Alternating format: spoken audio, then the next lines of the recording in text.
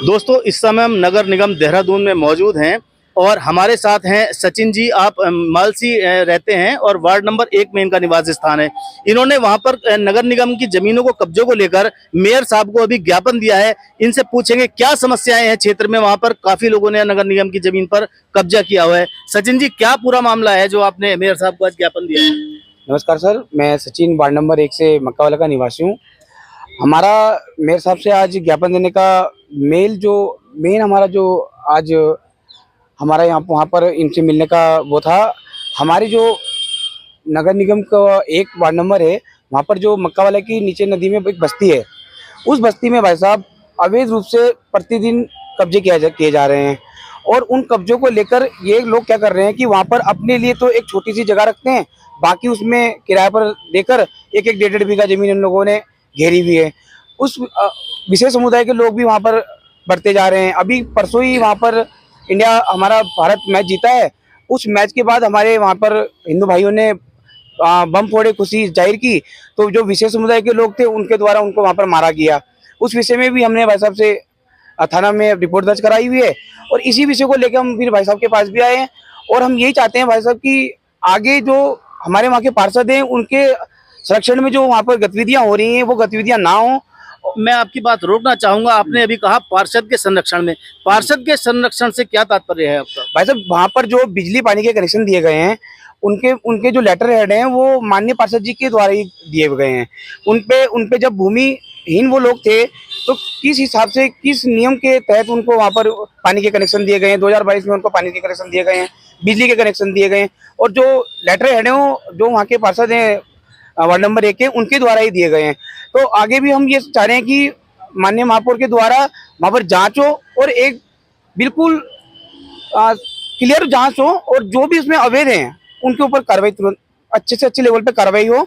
जैसा कि सचिन जी ने अभी महापौर को ज्ञापन दिया है, सौरभ थपलियाल को, उस ज्ञापन में इन्होंने जिक्र किया है कि इस शिकायत को लेकर, इस पूरे मामले को लेकर उन्होंने वर्ष 2024 में सीएम हेल्पलाइन पर भी इन्होंने शिकायत दर्ज कराई थी। इनका आरोप है कि उस मामले को लेकर अभी तक कोई कार्रवाई नहीं हुई है, जिसके लिए इन्होंने अभी आज मेयर को ज्ञापन दिया है और जिलाधिकारी और एसएसपी देहरादून को भी इन्होंने उसकी प्रतिलिपि सौंपी है। जी, क्या कहना चाहेंगे आप? भाई साहब, ये संज्ञान में जब से ये मामला आया हमारे संज्ञान में, ये मैं पूर्व सैनिक पवन भंडारी, मैं 2 साल से देख रहा हूँ इनकी संख्या दिन ब दिन बढ़ती जा रही है। और इनको ये समझ में नहीं आ रहा है, जो सचिन जी ने जो बताया कि इनको पानी के कनेक्शन हमारे पार्षद जी ने दिए हैं, तो क्या ये सही विषय है? इसकी जानकारी हमें पार्षद जी ने अगर दिए हैं तो किस बेस पे दिए हैं? क्या नियम और शर्तें लागू नहीं होती वहाँ पर? हमारा ये विषय है जी, उनको क्यों बसाया गया है? अगर निगम की जमीन है तो निगम ने, जब हमने 2024 में इसकी सीएम पोर्टल पे कंप्लेंट किया, अभी तक एक्शन क्यों नहीं हुआ इस पे? और एक्शन नहीं हुआ, हमें दोबारा आना पड़ा। अभी मेयर साहब के बाद इसी बात को लेकर हमें दोबारा आना पड़ा।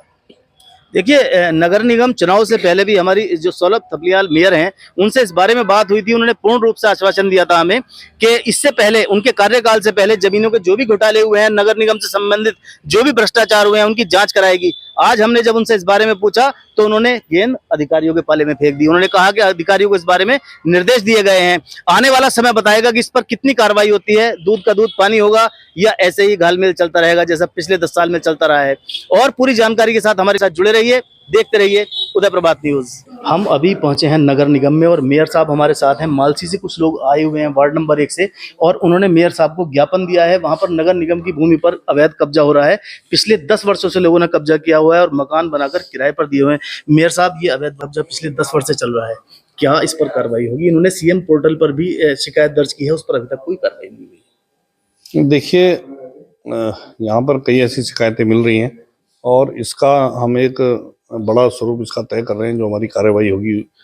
और जितने भी अवैध कब्जे हैं और जो निगम की जमीनों को खुर्द-बुर्द करने का प्रयास कर कुछ लोग कर रहे हैं, तो उनको बख्शा नहीं जाएगा। जैसा कि नगर निगम के पास अभी तक अपनी जमीनों का चिन्हीकरण नहीं है कि नगर निगम के पास कितनी जमीन है, उनका कोई सीमांकन नहीं है, कोई चिन्हीकरण नहीं है, उसको लेकर क्या प्रयास किए जा रहे हैं? मैंने अपने अधिकारियों से कहा हुआ है और वो लगातार वो भी उन्होंने एक जो इसका कहाँ पे निगम की कितनी हमारी जमीन है और जो नए वार्ड आए हैं वहाँ से निगम को कितनी जमीन अभी मिलने वाली है, वो सबका मैंने उनसे कहा है कि सबके दस्तावेज मुझे दीजिए।